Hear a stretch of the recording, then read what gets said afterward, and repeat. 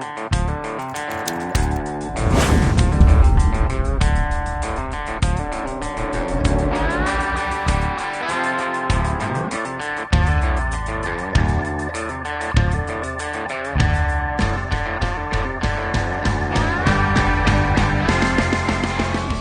right, welcome to Through the Woods podcast. I am Kyle Woods, your host, and today we are talking with Matt C. Willis, who is a partner with Wizard of Ads. And today's discussion actually is a good one because with all the things that are going on in the world, with all the different portals of people being able to market and brand their product, we are going to focus on that today. And actually, I was looking up a statistic really quick, and you can verify this, but it says on average, a company will only spend about 5% of its budget to influence customers to buy from them, which kind of seems like that's just a really small percentage. And Matt's going to help us answer that question if that is enough. And he's also going to help address other questions concerning branding and marketing. So welcome, Matt, to the program. Thank you so much, Kyle. Pleasure being with you. Been looking forward to this for some time. Yeah, Matt and I met like almost 2 months ago, and our schedules were just kind of going back and forth. We just hadn't had a chance to hook up, and then everybody had a busy summer. But now that we're back in fall and we know that people are out there listening to podcasts again, we want to get back going, and we thought there was no better person to start the lineup all over again, but to bring Matt on. So appreciate you, my friend. Before we really get into the whole topic today, I always feel it's important that, we just kind of learn about who the person is. And there's no better way than just kind of start, Matt, where you came from, where you grew up, and if it was here or if it wasn't here, and how you found your way here, and feel free to share any of your personal things. I won't dig too deep into it. We'll just let you go as far as you want. I'm an open book, my friend. So go ahead. Grew up in a fairly large family, suburbs of Portland, Oregon. Got out of there as quickly as I could at the age of 18. Went to school in Los Angeles. Actually majored in psychology. I knew that I had a deep passion for helping other people reach their full potential. So I thought I wanted to be a clinical therapist. Majored in psychology, graduated, and then my wife and I got married, and we moved out to Raleigh, North Carolina, where my career really started. Up until then, it was, typical high school, college type jobs. From there, I realized, hey, I'm glad I got this degree in psychology, even though most lists of most worthless degrees out there put psychology somewhere on that top 10 worst list. But it did scratch the itch.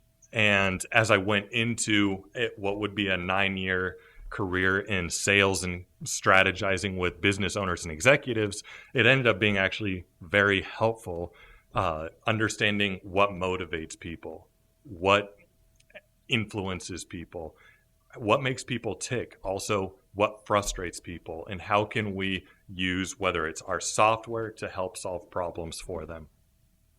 Great. Then how'd you get to Boise then? My wife and I are trying to start a family and wanted to be closer to her family without being back in Oregon. So her family lives in Central Oregon, and so Boise is about 5.5-hour drive as opposed to a 5.5-hour flight. But the opportunity to be outside all summer without oppressive humidity, like in Raleigh, North Carolina, was also very alluring. Good. Well, I'm glad that you made it to the Treasure Valley, and it's great to have you here. Such a blessing. And I will, I joke about this a little bit because I don't know if you're a young boy that the first thought of your mind is, geez, I really want to get into marketing and branding. That's just what I'm all about. Nope. Same thing with my industry. You're not sitting around going, at age 5 when you're playing in the sandbox, you go, I hope I can be an insurance broker one day. So tell me, how did this even come about that this wasn't an exciting field for you to be in? I swore up and down I would never go into sales or marketing, even from a young age. And part of that was because my father was in sales and marketing, and I wanted to chart my own course. But then when I graduated college, realized I really don't want to be a clinical psychologist. And I'm tired of getting paid based on how many hours I worked. I would rather want to be paid for the value I contribute. I had my father's voice in the back of my head from childhood saying, if you want to get paid what based on the value you bring, either start a business or work in sales. And so moved out to Raleigh, and my wife on my behalf, applied for all of the sales jobs that we could possibly find with no frame of reference as to what good sales jobs versus bad sales jobs, good companies, bad companies. We just applied to absolutely everything. And having that opportunity took me from assuming that I would, to be honest, never amount to anything. I was a subpar student. I hated classes. And so I kind of always assumed, okay, if the average American at the time was making $55,000 a year, I'll be lucky if I make that. And within 2 years in sales, I was crushing that number. And again, it wasn't anything that I did. I kind of just stumbled into it. It's all by the grace of God and the perseverance of my wife. And that led me into work in sales. You typically start out working with small businesses. And then as you prove yourself to the company that you can crush it with small businesses, they graduate you to working larger businesses, because the larger the business that you're working with, it goes from more transactional selling to strategizing to consulting. And so by the conclusion of those 9 years working in that world, I was working with some of the Fortune 500 companies on, how to bring products to market. And it's like, it was the craziest thing, because again, going back to childhood, I never really thought that I would have anything to offer anyone. So that leads me to the question then, how did you come about with your partnership with Wizard of Ads? How did that come around? Had a conversation with one and of then these. Who is Wizard of Ads as well? Yeah. Yeah. So had a conversation with a SVP, senior vice president that I had been connected with. And in a moment of vulnerability, he shared something with me. And this was about 4 months before I ended up accepting the partnership role. He shared with me, Matt, I've been doing this for 30 years. I know executives that are making, tens of millions of dollars a year. I've been in this game. I don't actually know if I have any friends. And he went on to say, I don't know if the people in my network are in my network because they genuinely care about me, or because they think they'll probably or possibly need something from me down the road. And that broke my heart. Again, coming from a place of I wanted to be a psychologist to help people reach their full potential and caring deeply about people. My StrengthsFinder personality assessment says empathy is like right up there in the top 2. And hearing like, is this really what I'm trying to work toward? And so around that time, the head of Wizard of Ads, Roy H. Williams, he had started the firm Wizard of Ads back 25 years ago. And I had known it from a distance because, again, my father was in that world. In a sense, he mentored my father from a distance via his 3 business book of the year, New York Times bestseller, like through his resources that he put out. And so I was vaguely familiar with them. But even back around that the time of that conversation, I had still been at a place where I was adamantly against going into marketing because of the horror stories that I've seen. Being in a position where I was working with a software company, making recommendations on how businesses can go to market and strategize and the psychology behind it, like I loved that. But then I would see these marketing firms that they were contracted with who were giving not helpful advice. And in my tenure focused on marketing, what I'm finding is there tends to be 2 pools of marketers. There's a shocking amount of malicious marketers out there. And they do things, for example, entice the business owners to give them unlimited and exclusive access to their Google Ads account. So the business owner can't keep track of, are they actually investing the money into marketing or are they pocketing it? I have seen a significant amount of maliciousness, which for myself, who gets really empathetic toward people that I care about, and any of the business owners and executives that I work with over a period of time, I begin caring about. And so my heart was still just very against pursuing marketing, because for me, just like with a lot of business owners, it felt like, why would I go work for the equivalent, the business world equivalent of a used car dealer? The other pool of marketers, from my experience, tend to be marketers who are well intended, but have bought into the marketing information that other marketing firms like Google have put out. And it's not that it's completely wrong, but it's that it's not the most efficient. We have to remember, Google is a marketing company. When they're making recommendations to other marketers and to business owners who are using their ad services, your success as a business owner is about the tertiary, if not whatever comes after that, priority for them. Their primary goal is to make money off of you. Now, I'm a huge fan of Google, and I think that there's absolutely a time and a place, and I recommend it a lot. However, that shouldn't be the Bible as it pertains to marketing strategy. And at best, Google offers marketing tactics and not holistic strategy. And I think as I work with business owners, that's one thing that I've begun to realize is there's really a lack of education behind what actually is marketing. If you don't understand what is marketing, you can't understand what the importance of it is. And businesses are crumbling because of a lack of understanding. Well, I think we need to hit that. Like, what is marketing? Before we jump to that, it made me think. So I'm impressed. Like I took marketing classes in college, and I was under the same impression where I'm like, oh, this is not for me. I can't believe it.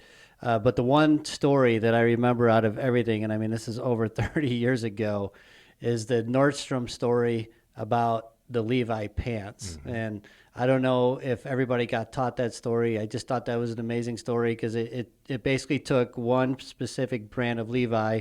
It said, here's the price at Walmart, here's the price at Sears, and here's the price at Nordstrom. Why are they different prices? And why is one way more than the other? And it was all about the branding and the marketing and that whole experience, which it's a long story to it, but I don't want to tell the story because that's not what we're here for. We're here to hear from you.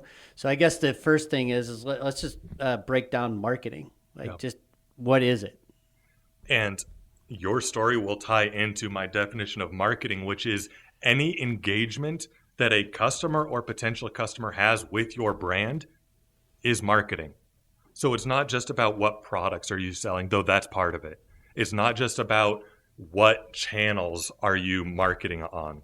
Sure, that's obviously part of marketing, but it's also, what do your customer support people say when they answer the phone? What do your greeters say when they greet the potential customer? How do you decide what metro to go into next? What product line to expand into? Whether to go from e-commerce to brick and mortar or vice versa? All of this factors in, is all part of marketing. And so marketing strategy, it's imperative that that is set from the top down. It requires connecting with the business owner, the C-suite, to understand, okay, what is the identity of this business? Where are they trying to go? Where is the opportunity? And now let's get all areas of our business to start rowing in the same direction. Most business owners that I talk with, they think in terms of tactics. So I break it down for them as tasks, tactics, and strategies. So on the bottom level, there's tasks, right? Tasks are things that, for example, you would hire an intern to do. So, hey, write a social media post on a daily basis, please. That's a task. Okay, but what about deciding which social media platforms are worth investing time and therefore capital into? That's a tactical question. That's something that, whether it's social media companies, Google, they'll give you a level of recommendation. I'm not saying it's unbiased direction, but they'll give you some level of direction. But Both of those are completely contingent on having a strong company marketing strategy. Where are we trying to go with this business? If we don't know, all we're doing is sporadic marketing that's never going to build any meaningful momentum. So, with a lot of what you're talking about, I mean, what would be the difference between me as a business that offers a service as opposed to me as a business that offers a product? Like, where are those avenues? If I'm two different type of companies, where would I focus or how would I focus? Does that make sense? Like if I'm a company that sells a service, so let's just say more like maybe I'm an HVAC company or I'm a plumbing company or something like that, and you hear a lot of the advertisement on the radios here and TVs and things like that. Is that the best platform? Is that the way that you connect with your customers? Like, what do I do if I sell a service? Like, kind of talk to me through your tactics, strategies on that. So the tactics and the tasks are all going to follow from the strategy. So there's an infinite number of factors that go in there. Now, one thing that a lot of people forget is there's a marketing funnel. So up at the top is a level of awareness. What percentage of the total addressable market has some level of awareness that you exist? And then you want to move them through the funnel of not only that you exist, but that you can accomplish something for them. You can contribute value to them.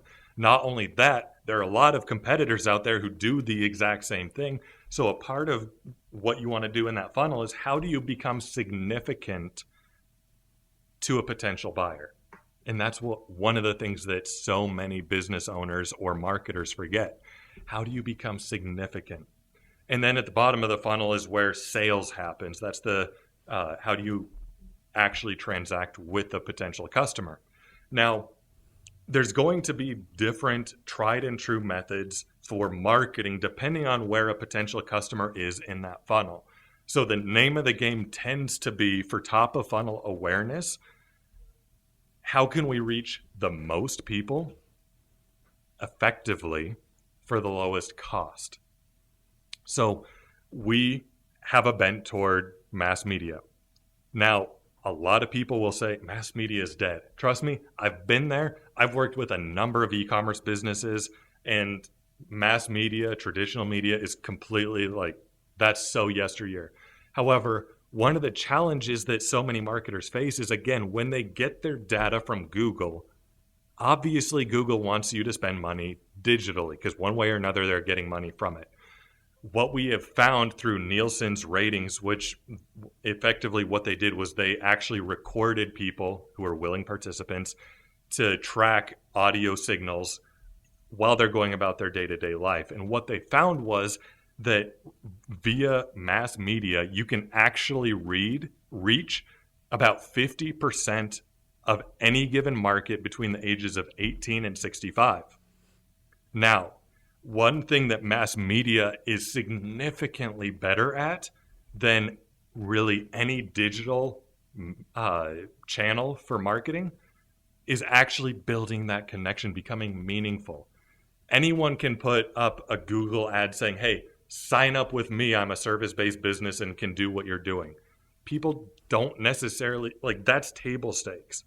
But how are you going to convince them, per your service comment, that when an HVAC technician comes in, that you have some level of values that they'll connect with, such as, hey, our technicians won't creep you the hell out when they come and visit your house. Or, hey, we're actually going to show up on time. Now, the challenge is when you say things directly, it's kind of like a used car dealer who says, you can trust me. And there's an element of is when you say something about yourself directly, it loses all matter of credibility.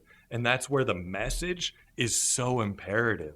If we can craft a message that conveys the reality of who a business and a business owner is, it can be wildly effective, not only for initial customers, but returning customers, because guess what? We're marketing based on who the company actually is, instead of this facade of who they aspire to be, but will never be able to live up to. Because so often business owners will say, hey, I have the best quality product. It's like, maybe.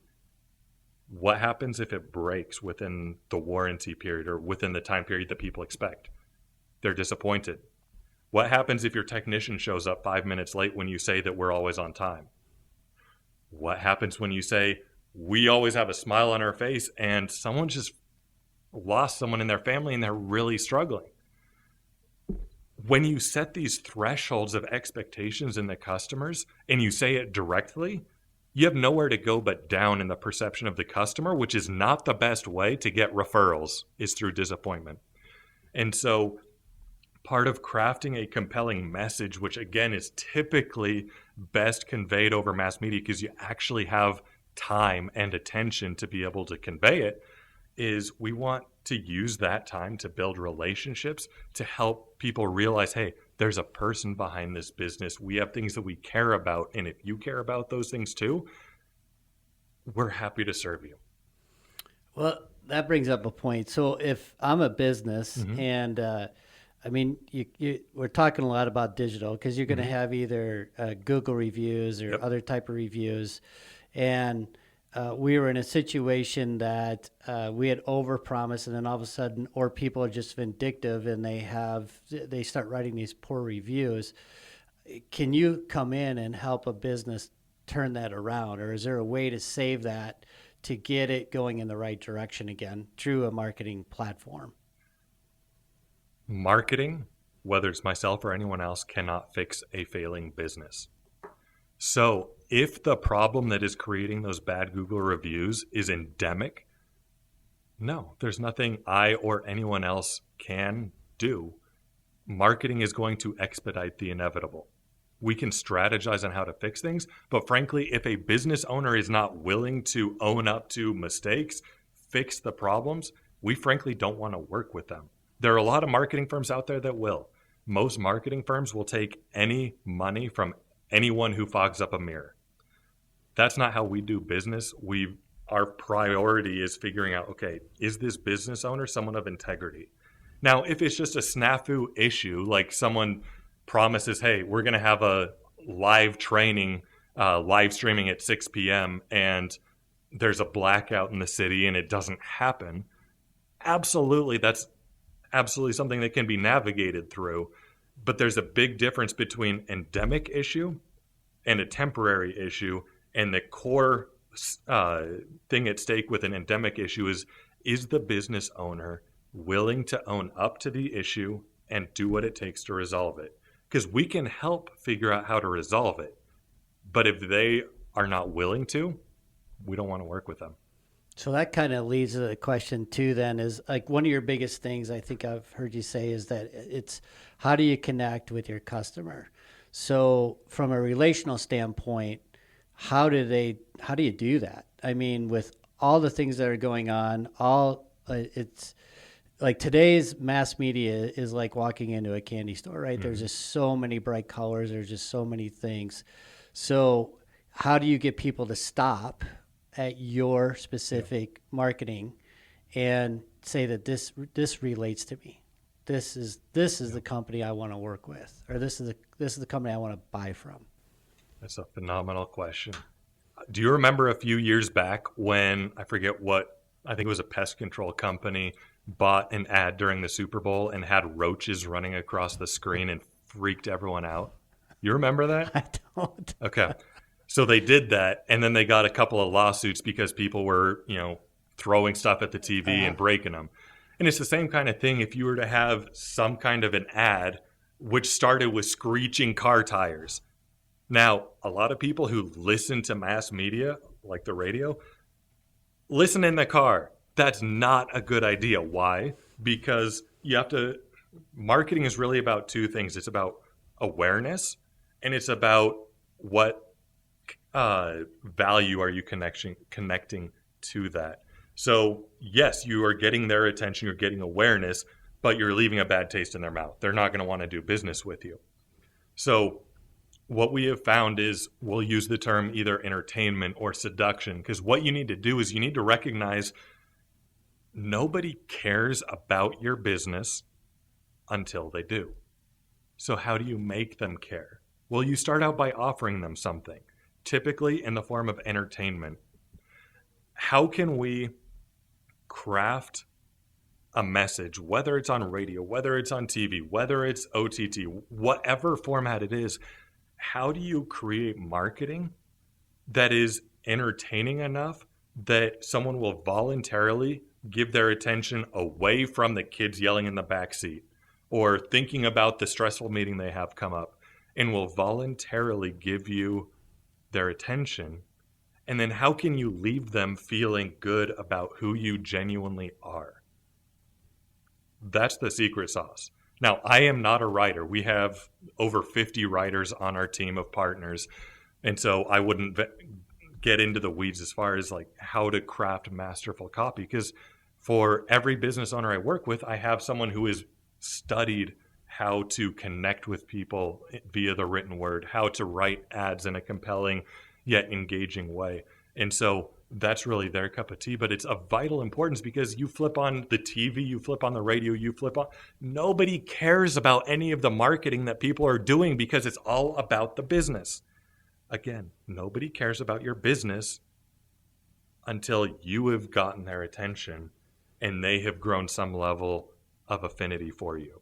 So start with entertainment, start with connection, and help them understand how what you offer is going to serve their purposes in a non-direct way.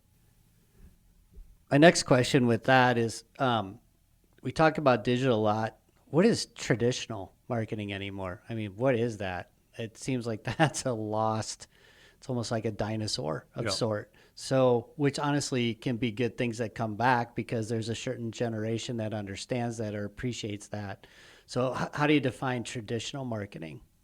So it's really, I feel like, morphed terms, if you will. Oftentimes people evaluate based on online marketing versus offline marketing. Offline, even though it's in a digital type format in that it comes over the radio waves, it's in the same category as, you know, billboards and people in gorilla suits flipping signs. Like all of that would fall under offline or traditional marketing, whereas anything that is on the World Wide Web would be considered digital. Mm-hmm. Now, digital, the reason digital has taken off so much is, one, we have a significant amount of transactional products as well as transactional based companies, which means people just impulse buy things. There's not a whole lot of thought that goes into it, and so they just make purchases. That's part of how Amazon has blown up so much, because if people don't have an emotional connection to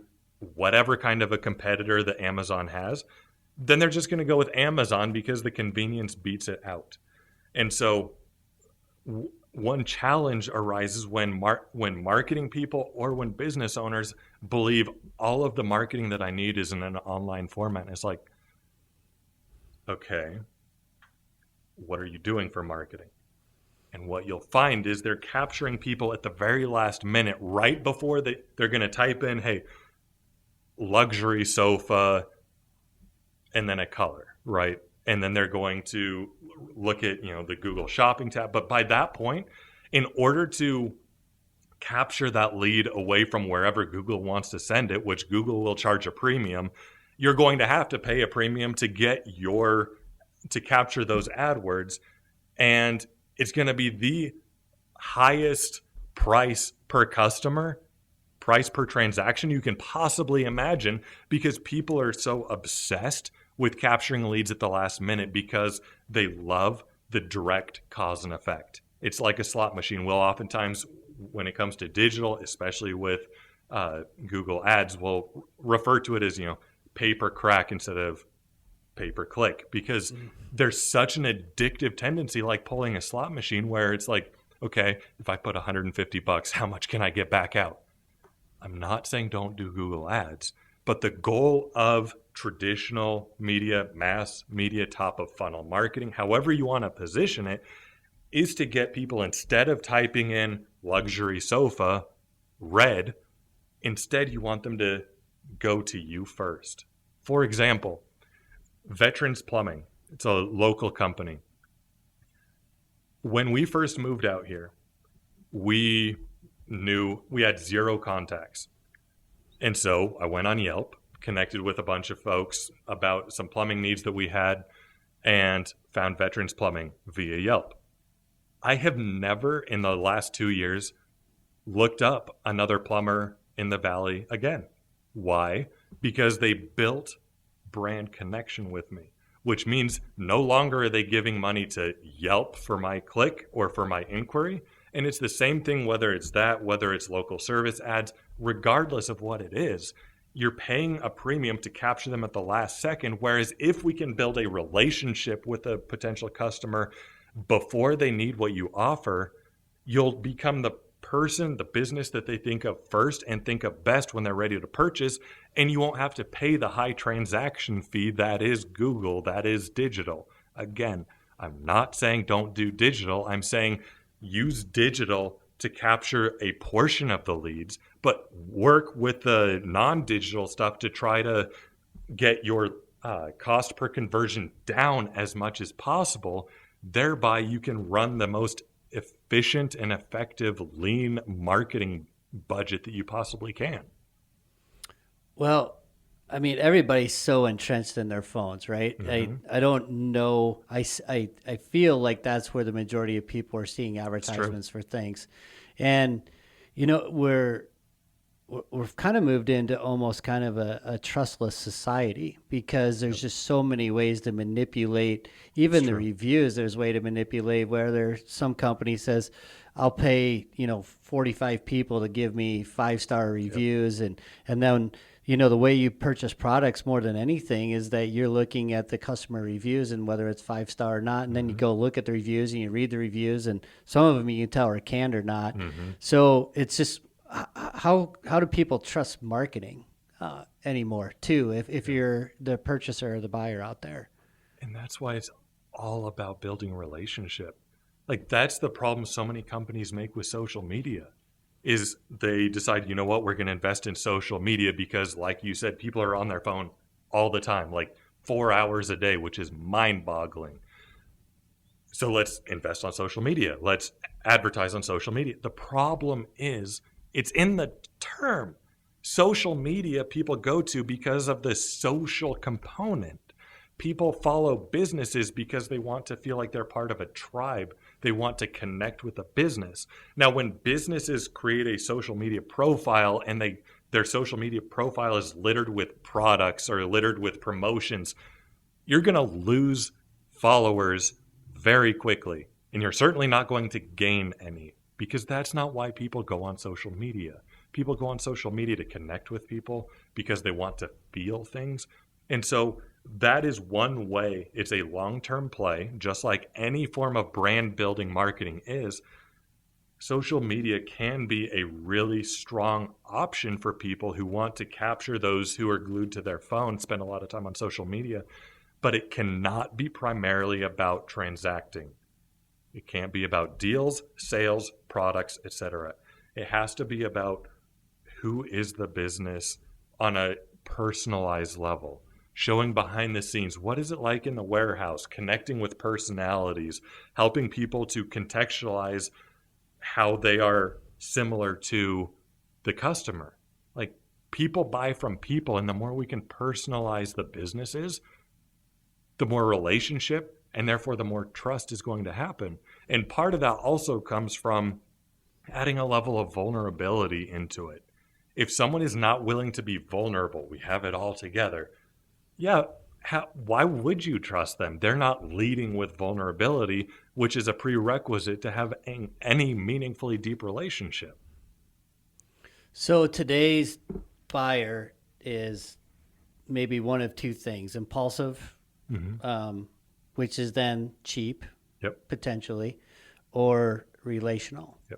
And trying to touch base with each one of them.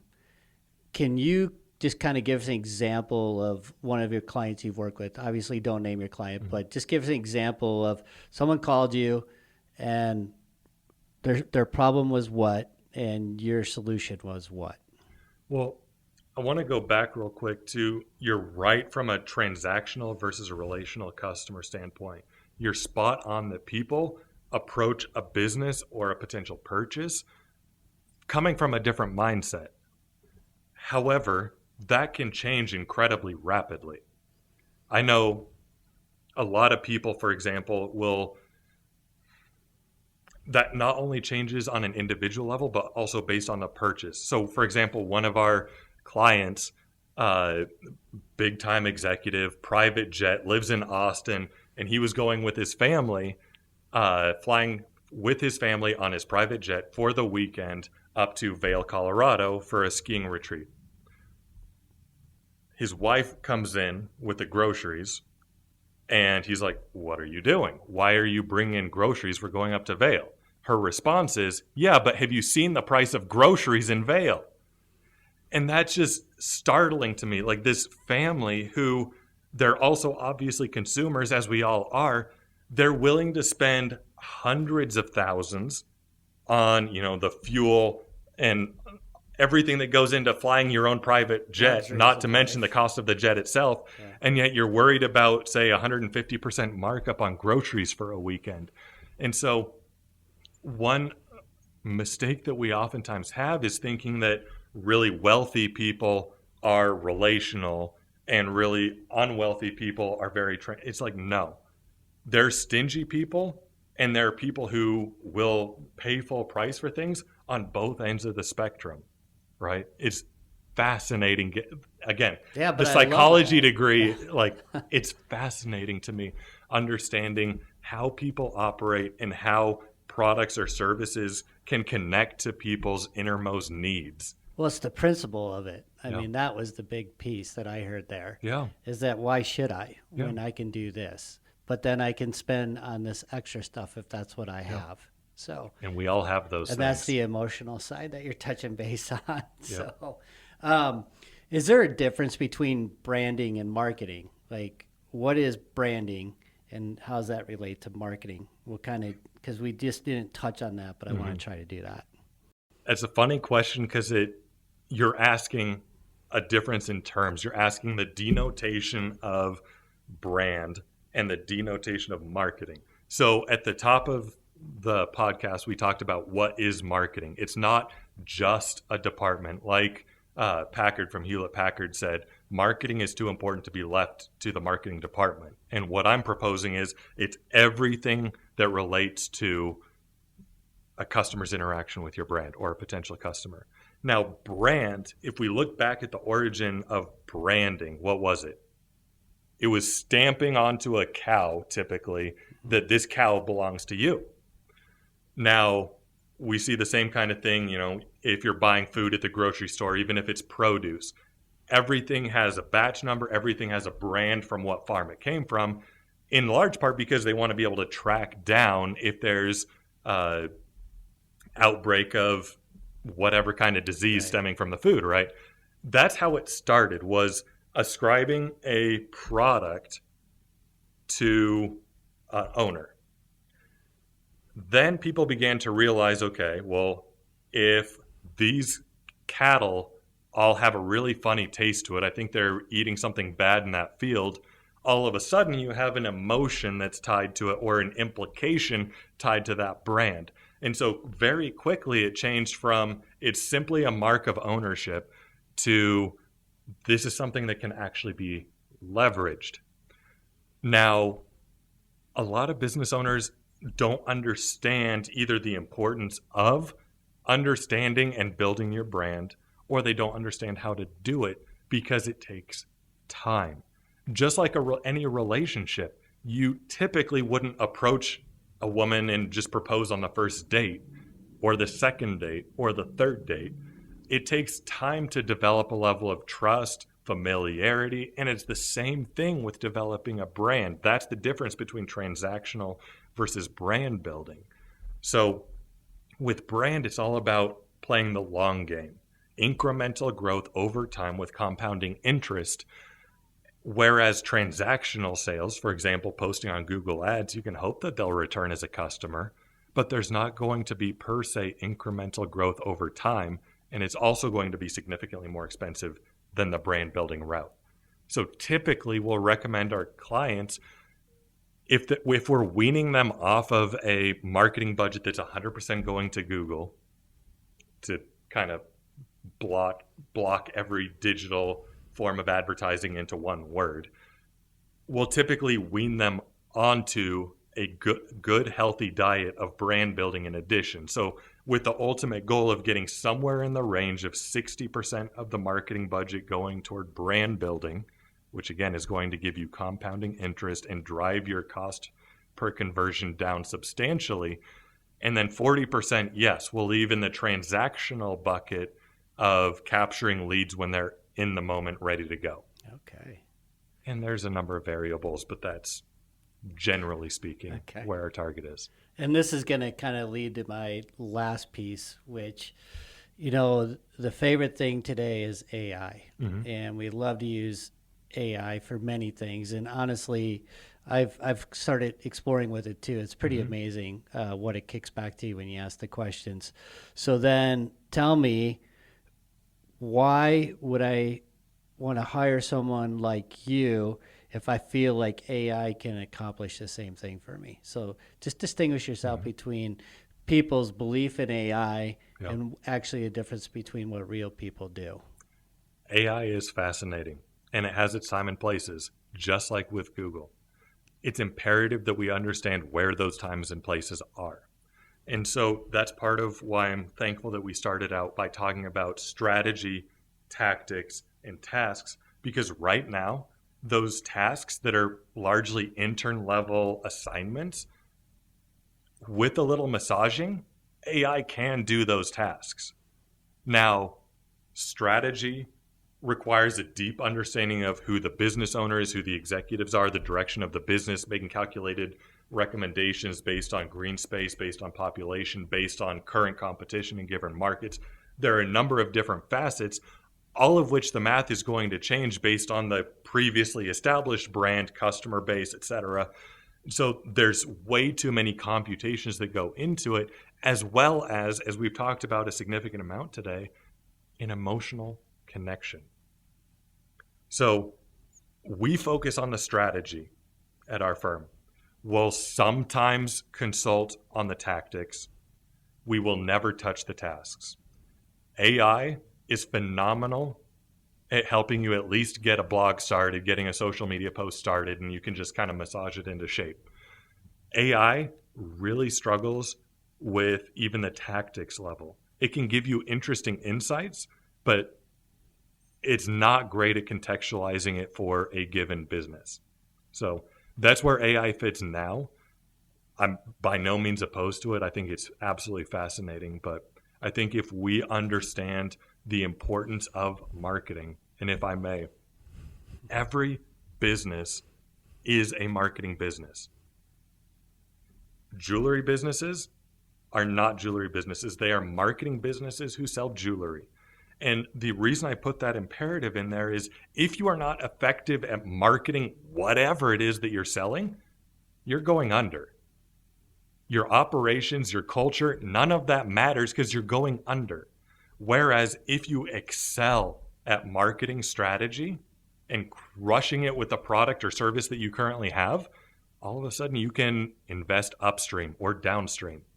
You can acquire additional businesses. You can create a sister company. You can do an infinite number of things, including innovating, because you have customers who are paying full price because you're really good at marketing. So every business, first and foremost, is a marketing business, and it's imperative that we understand that. I, more than most, hate seeing business owners' hearts poured into their business, the blood, sweat, and tears, only to end up in a pile of rubble. Mm-hmm. That's why I get so fired up about this topic. Well, trust and reliability. I mean, right? That's what everybody wants. Yep.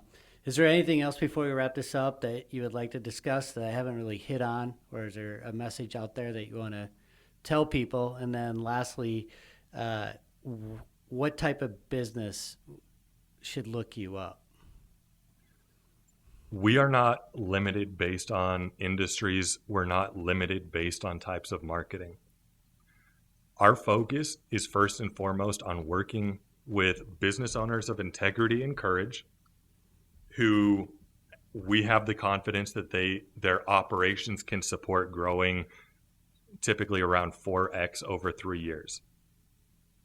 I personally have worked with businesses in a number of industries. We have 75 partners who represent under other industries, from deep sea drilling equipment to restaurants to e-commerce, etc. Every business size. We work with small mom and pop shops up to hundreds of millions of dollars in revenue. So that's the main thing that we look for is, do we want to work with business owners that we believe have what it takes to be a big business and that we want to see succeed?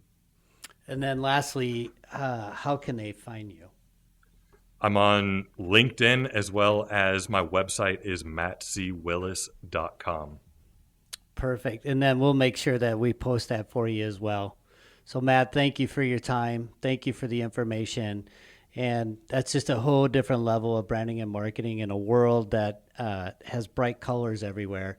And to help people kind of dive in and focus in on a specific product or service that your clients can offer is a great service that you offer. So thank you very much. Appreciate you, my friend, and the opportunity you've given. Yeah, good deal. And so we'll wrap it up, but I can't wrap it up without thanking Associated Insurance Services for sponsoring this podcast. And you can reach them at associatedins.com. And again, this is Kyle Woods with Through the Woods.